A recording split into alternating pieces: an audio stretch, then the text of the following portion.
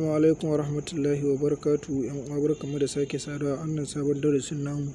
A yau ‘yan uwa darasin namu zai koyar da kai ne yadda za ka buɗe kowane irin application da aka sa wa key ko da baka san pin ɗin da aka sa ba ko kuma button ɗin da aka sa ba cikin hanya mafi sauƙi ba tare da shi kanshi mai wayar ya sani ba. Misali ma wani lokacin za ka kai wayar mutum kana turin abu ta zanda, to kuma mai wayar ya cire maka key sanda zai shiga zanda.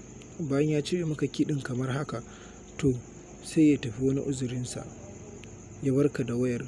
To kai kuma ka fito daga cikin zanda ɗin, wurin ƙoƙarin ka koma zanda ɗin sai kawai ka ga ta koma a wannan pin ɗin ko kuma button ɗin, kuma gashi baya gun balle ya cire maka. Ko kuma za ka iya karɓar wayar mutum ka je ka shiga gallery nashi sai ka ga da key kai da duk wani application ma da ka sani a cikin waya.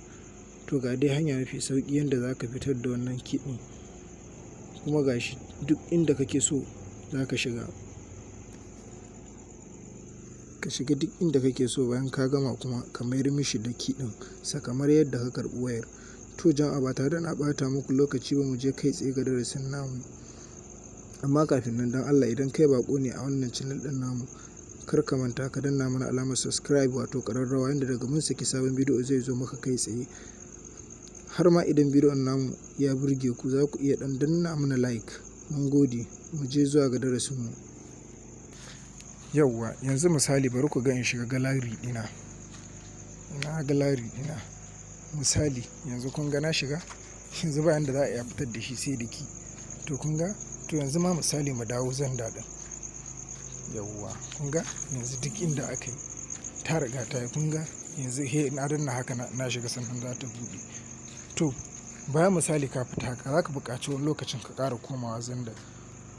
Kun ga bayan ka koma still dai ta ƙara nuna maka tana cikin key ɗin nan. To idan kana so ka tsayar da wannan key ɗin, farko ka dawo ka shiga setting ɗinka. Yawwa, bayan ka shiga setting ɗinka sai ka shiga wannan zaɓin inda aka rubuta apps and notification ɗin nan, sai ka shiga. Yawwa, bayan ka shiga, abinda za ka yi ƙoƙari ne sai ka nemo wani irin apps ne yake amfani da shi, ya sunan application ɗin da ya sa wannan key ɗin. To yanzu misali, yawwa ni kun ga misali ga na wannan Uplock Pro, sai ka shige shi.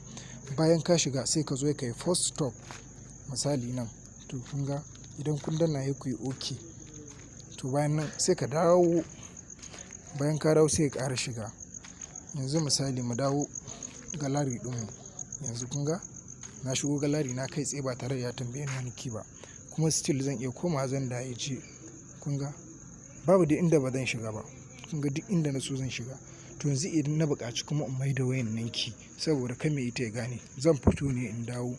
In na dawo sai in nemi wannan app ɗin ta nan, sai in yi searching ɗin shi. Yanzu misali ta nan in na search ɗin shi, kun ga misali, yawwa kun ga ya bamu shi nan, sai mu shiga. Bayan mun shiga zai kawo mu wannan fuska. In ya kawo maka wannan fuskar mai alaman kwaɗo, sai ka dawo back. To kun ga yanzu misali in muka koma, duk inda muka koma za mu ga akwai key. Kun ga yanzu mu dawo gallery ɗinmu. Kun ga gallery ɗinmu yanzu kun ga akwai key. Kun ga yanzu zanda mun koma, kun ga shi ma still akwai key. Yawwa, to a haka za ku yi gama. To anan ne muka kamo ƙarshen shirin namu. Mun gode da ziyartar channel ɗinmu mai suna Ɗan Gata GSH TV.